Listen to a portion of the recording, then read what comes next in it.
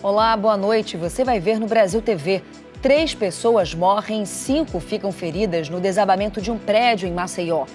O muro de uma penitenciária vai abaixo na fronteira do Brasil com o Paraguai e a segurança é reforçada para evitar a fuga de presos. O governo federal planeja uma série de concursos para o ano que vem. Quem tem interesse nas vagas já precisa começar a estudar. Você também vai ver, o mercado de trabalho está aquecido com a proximidade do fim do ano e as oportunidades estão surgindo em várias cidades do país.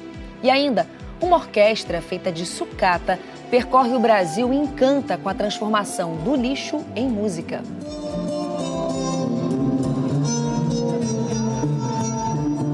Quinta-feira, dia 7 de novembro, agora no Brasil TV.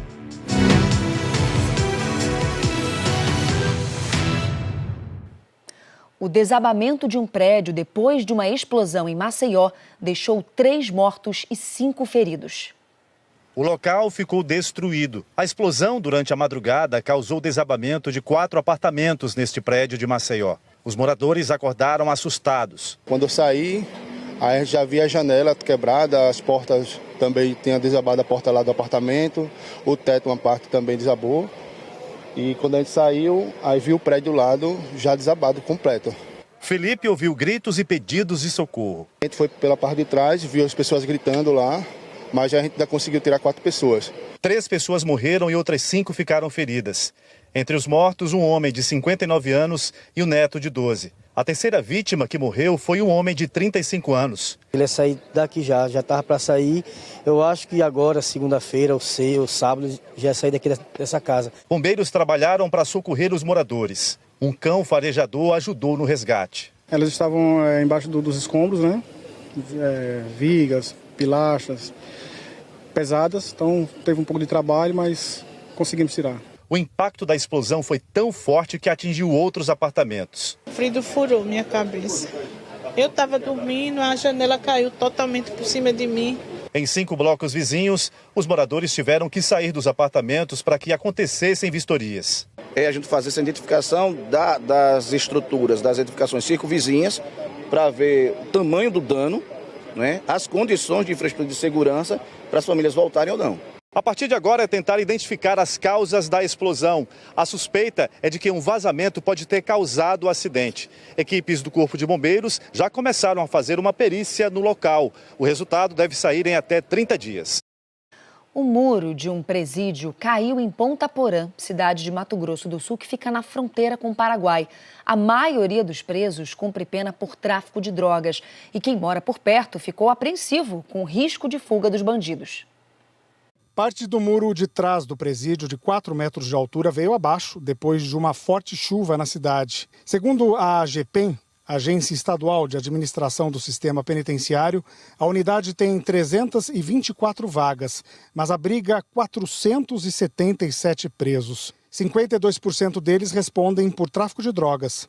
A preocupação dos moradores aqui de Ponta Porã é que o presídio fica na região central da cidade, do lado de um hospital, que fica logo ali depois da avenida, de uma escola, onde tem o ginásio, e de um parque. E a menos de 1.000 metros da fronteira com o Paraguai. Eu fiquei um pouco receosa, com medo, né? A gente não sabe o que pode acontecer, inesperado, né? Dá medo, né? Dá um pouco de medo, mas a gente vai trabalhar e nem vai dar tudo certo. Segundo a AGPEM, uma viatura da Polícia Militar e uma unidade do Comando de Operações Penitenciárias reforçam a segurança no local. A Secretaria de Segurança Pública de Ponta Porã também aumentou o patrulhamento da Guarda Municipal. Nós estamos com uma viatura ali, uma guarnição nossa, que vai ficar o tempo todo ali e, se necessário, um aumento de suporte desse tipo de segurança. O Sindicato dos Policiais Penais de Mato Grosso do Sul afirma que, desde o ano passado, servidores do presídio vêm alertando o governo do estado sobre as condições precárias do muro. É uma situação de negligência, de irresponsabilidade do órgão gestor, que é responsável pela manutenção dessas unidades prisionais. Agora, não existe uma logística para redistribuição deles de forma rápida e o muro do fundo, ele caiu. Agora, o lateral já está iniciando esse processo de demolição, coloca toda a sociedade de Ponta Porã em risco e também os servidores que estão lá. tem que ser feito um planejamento agora urgente para que evite motins, tentativas de fuga ou alguma ação externa. Segundo o diretor-presidente da AGEPEM, os presos não têm acesso à área e uma estrutura provisória deve ser concluída no trecho onde o muro caiu. Então nós estamos agora colocando, a partir de hoje, placas de aço que vai cobrir todo esse espaço, né? Até amanhã já teremos concluído tudo isso. A priori eles não vão sair, como saíam, por exemplo, o trabalho ali naquela região ali do fundo, tá? Porque ali que é o fundo do presídio, né? Mas isso está sendo tudo analisado para colocar ordem e normalizar a situação. O diretor da Agência Estadual de Administração do Sistema Penitenciário disse também que o muro já havia passado por 2 vistorias nesse ano, que na semana que vem começariam obras de uma nova estrutura no local.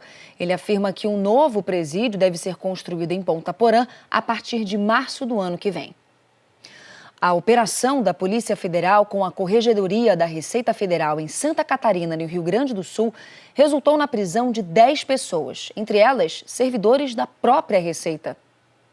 Vidas de luxo. De acordo com as investigações, conforto gerado por um esquema criminoso que envolvia empresários gaúchos, um policial militar de Santa Catarina e 4 servidores da Receita Federal. Os empresários tinham uma rede de informantes composta por servidores da Receita Federal. Eles indicavam quais veículos seriam abordados para o desvio de mercadorias. Após as apreensões, os produtos eram repassados a terceiros para a comercialização. As mercadorias originais eram substituídas por outras de menor valor e o dinheiro era lavado com a compra de imóveis e bens.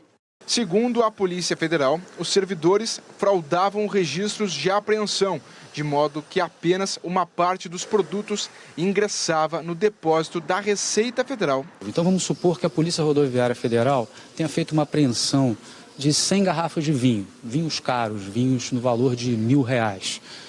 Esses vinhos eram descritos contra a norma da Receita de forma genérica, dizendo, olha, foram apreendidos 100 garrafas de vinhos tinto. Só que, na verdade, esses vinhos eram substituídos por vinhos de valor menor pelo próprio esquema criminoso.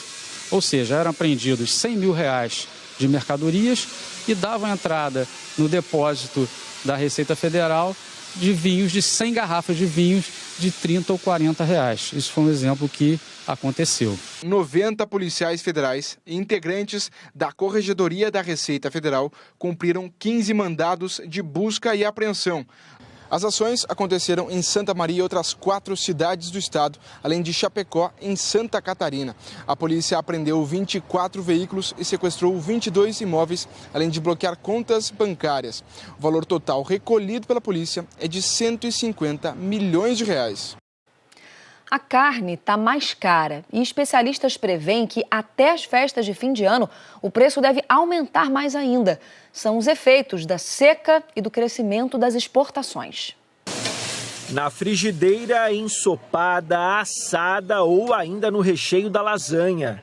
Neste restaurante, a carne bovina é o ingrediente principal de vários preparos diferentes. 1,5 toneladas comprada todo mês.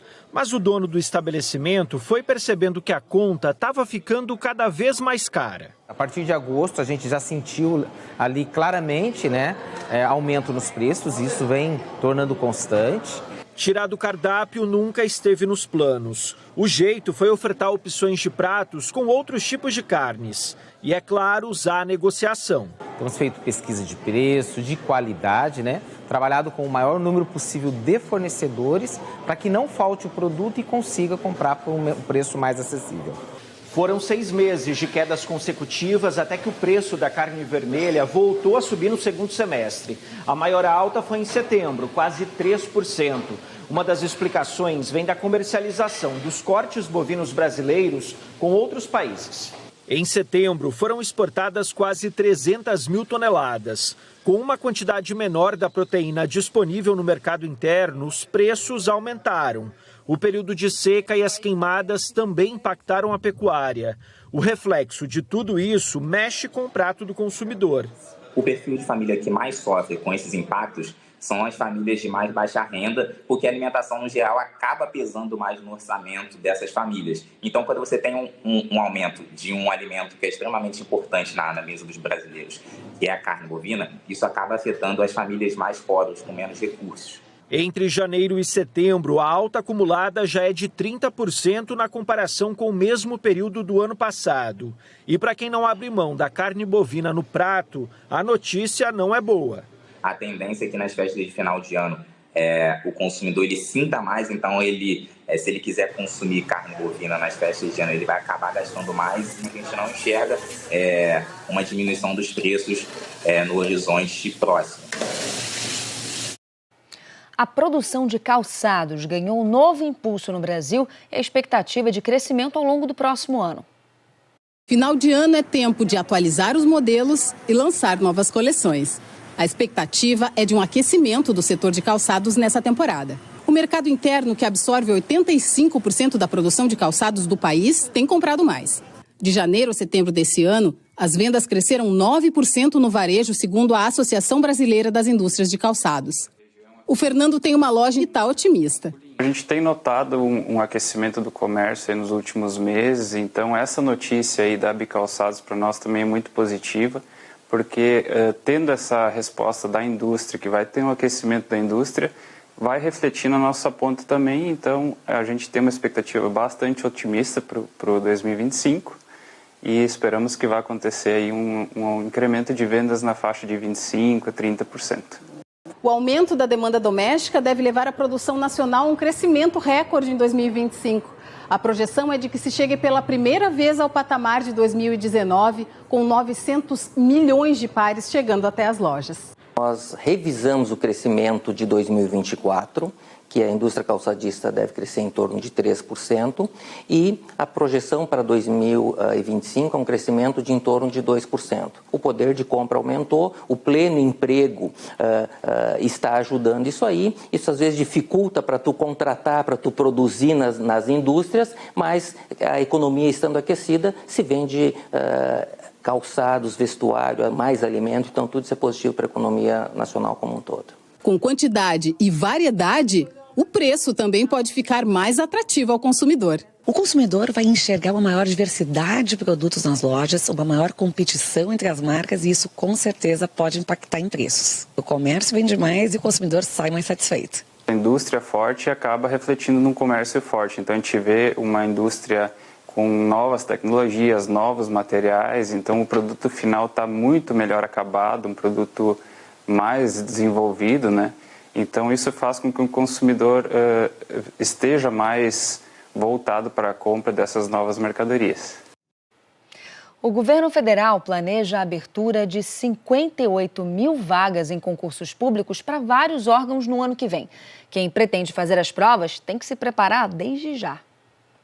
A rotina não é nada fácil. A Lorena é concurseira e desde 2022 vem tentando uma vaga no setor público. Hoje está estudando em torno de 5 horas por dia e tem focado nas oportunidades que surgem no judiciário. Eu intercalo meus horários com a rotina de mãe, né, de dona de casa, e o estudo de leis secas, de material que cai com cobrança das bancas, né, e me preparar para as futuras de 2025, de preferências que forem mais perto aqui da minha casa. E o número de concurseiros tem aumentado nos últimos meses. É que neste ano houve mais oferta. O bom é que a expectativa para o ano que vem é a melhor possível. Tem mais concurso vindo por aí. Só na Lei de Diretrizes Orçamentárias do Governo Federal, apresentada para o ano que vem, são previstas quase 58 mil vagas em concursos públicos. Elas vão ser divididas entre vários órgãos, como no IBAMA, TCU e MPU. Para esta professora de um cursinho preparatório, o concurseiro deve se preparar o quanto antes. E para isso, é importante achar a maneira certa de estudo, reforçando o conhecimento em áreas onde geralmente se tem mais dificuldade. Não tem como o aluno estudar de vez em quando, estudar antes da prova, né? Isso era na época da escola que o aluno ainda conseguia se sair bem. A questão do concurso é rotina e é preparação. Principalmente os concursos que trazem redação. A redação, ultimamente, ela tem um peso extremo para as avaliações. Para quem já está no ritmo das provas, o recado é para não parar. Posso estudar 1 hora? Muito bem. Posso estudar 2? Posso estudar 3? O importante é estudar constantemente. A seguir, músicos usam materiais que seriam descartados e fazem uma orquestra criativa que está percorrendo o Brasil. É já já.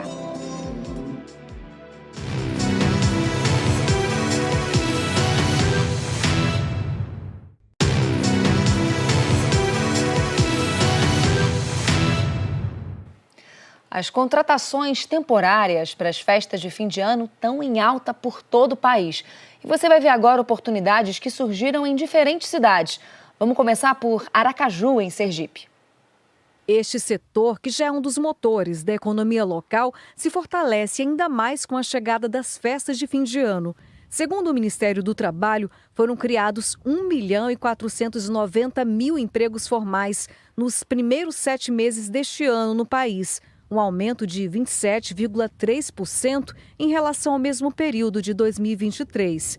E os bares e restaurantes ganham fôlego extra nessa época. Nosso setor movimenta uma cadeia produtiva muito grande, então vai desde o garçom, a limpeza de pratos, ao pessoal da cozinha e todo o serviço que acompanha isso, como técnicos de manutenção de refrigerador, de fogões, toda essa galera começa a ser chamada para as atividades e deixar o restaurante todo em ordem. Mas para ocupar uma dessas vagas é preciso mais do que vontade, é preciso ação. Não dá para ficar parado de braços cruzados esperando a oportunidade chegar. Até porque o mercado de trabalho é um ambiente de muita competitividade.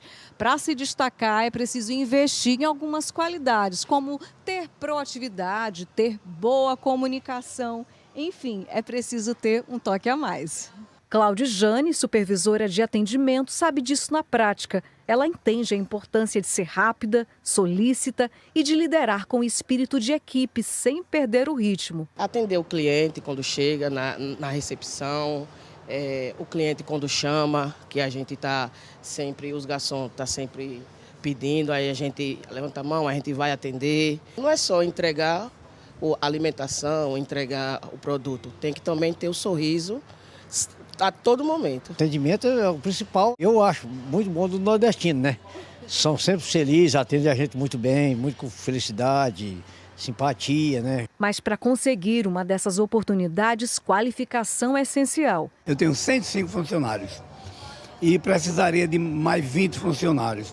A minha dificuldade hoje, que eu acho que é a dificuldade de todo mundo no ramo de restaurante, são pessoas qualificadas. Você procura um cozinheiro, você não encontra. Você procura um recepcionista, você não encontra. Pois é, você viu aí que o seu José está com dificuldade de conseguir funcionário qualificado. Um problema que acontece em várias cidades. Mas em Goiânia, muitos empresários decidiram contratar pessoas sem qualquer experiência para dar chance a quem está entrando no mercado de trabalho. Eles oferecem o treinamento dentro da própria empresa.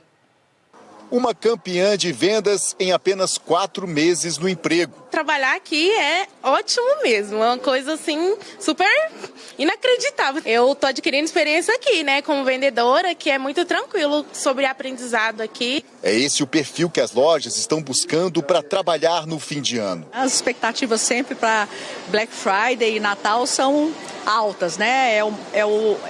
São os meses de maior movimento no shopping e nós esperamos aí crescer de 6% a 7% esse ano, em relação ao ano passado.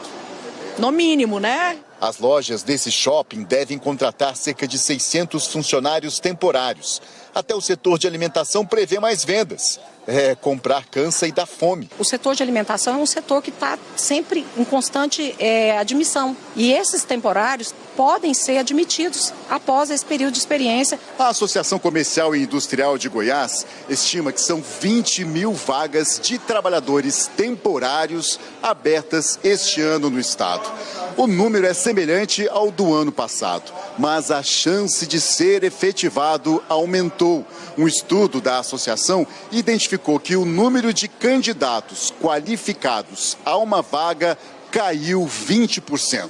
Por isso, os lojistas estão preparando cursos de treinamento. Se a pessoa não tiver experiência, aqui nós temos equipe de treinamento Isso a gente vai fazer internamente, cada lojista. Nós não estamos exigindo nos currículos que a pessoa tenha experiências anteriores. É um desafio muito grande ao qual o setor produtivo enfrenta. A gente tem buscado que as empresas possam realmente qualificar pessoas que queiram trabalhar, né? E não mais buscar mão de obra somente qualificada. Você tem que buscar pessoas que realmente queiram trabalhar. E aí qualificar dentro da sua própria empresa, né? Formar ela dentro da empresa. Nesse resort em Rio Quente são 60 vagas, em cargos como camareira, auxiliar de limpeza, garçom e atendentes. Nesta confecção foram abertas 10 vagas para trabalhar em vendas online e como auxiliar de estoque.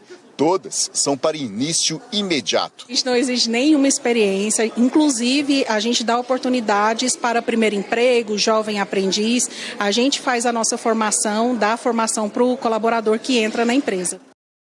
E em Brasília, o mercado de trabalho já está aquecido há alguns meses e deve ficar ainda melhor. A Tamara está toda feliz, mas também, né, é o primeiro emprego dela.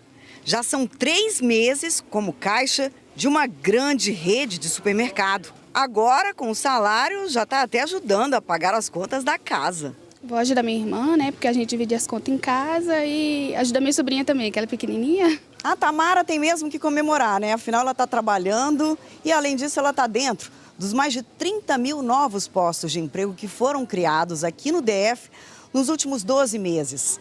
A pesquisa do DIEESE, que fala sobre emprego e desemprego, revela que a taxa de desemprego por aqui vem caindo. A taxa caiu de 15,6% para 15,4% entre os meses de agosto e setembro deste ano. Parece pouco, mas você viu aí que na prática é bem mais gente trabalhando, né? E o recuo é ainda maior em relação a setembro do ano passado, quando a taxa de desemprego era mais alta, 16,5%. A Federação do Comércio aqui do DF destaca que o aumento de shows e eventos aqui na capital ajudou e muito a explicar esse aumento de vagas de emprego. O setor de eventos, ele movimenta aí 52 a 55 setores da economia e aí, com os grandes eventos, houve muitas contratações, então isso acaba fazendo com que a diminuição do desemprego aconteça. E a projeção para os próximos meses é boa. A FEComércio estima pelo menos 6 mil vagas temporárias de emprego para as festas de fim de ano. Esse sócio de um restaurante aqui da cidade diz que o movimento aumenta muito nessa época do ano e que vai abrir novas vagas. Contratamos para a área de atendimento, para a área de produção, para a área de cozinha de forma geral. E além das pessoas que se destacam, né, que vão bem, elas acabam ficando com a gente. Já o gerente do hipermercado que contratou a Tamara disse que está abrindo 100 novas vagas de emprego para vários setores. E olha, não precisa ter experiência não, é oportunidade mesmo. A nossa expectativa é essa, é dar a oportunidade do primeiro emprego e também para quem quer se recolocar, né, no mercado. A gente não exige experiência para os cargos operacionais, né? Então tem oportunidade para quem quer começar e também para quem quer se recolocar. A Tamara já está até animada porque soube que vai poder participar de cursos de capacitação e quem sabe mais para frente ser promovida. O que der para me fazer, o que me oferecer, né? Estou disposta a fazer. Para fazer e quem sabe... E dar o meu melhor. Quem sabe ser até promovida, né? É, com certeza. Além dos empregos formais, muita gente é autônoma. No Rio de Janeiro, a maioria das mulheres com pequenos empreendimentos tem entre 35 e 55 anos. E a renda de quase metade delas é o principal sustento da família.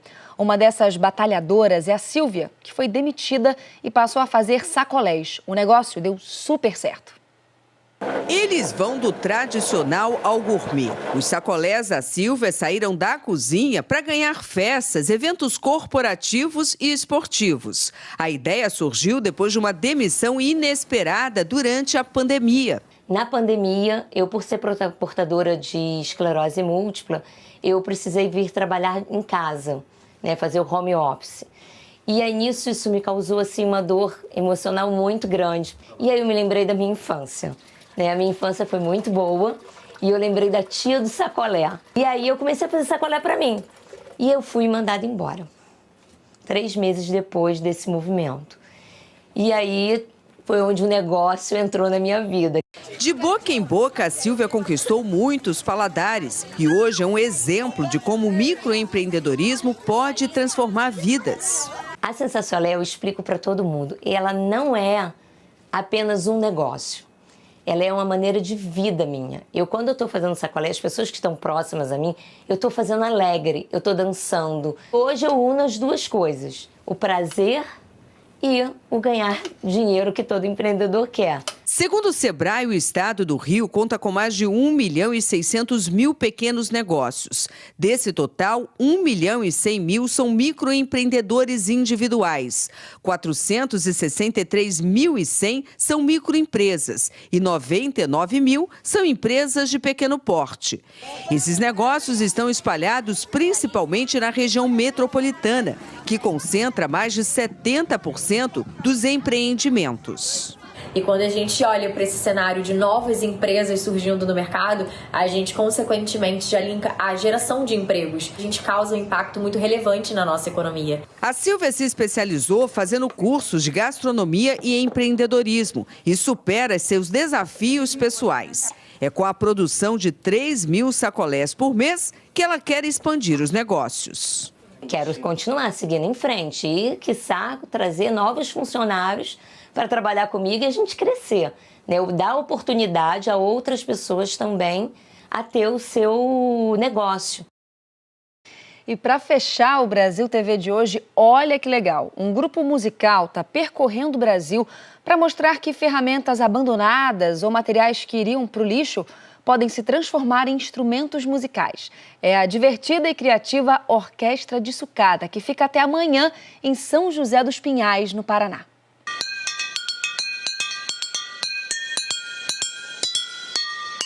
Música de onde a gente menos espera. É arte de onde já não se tinha mais utilidade.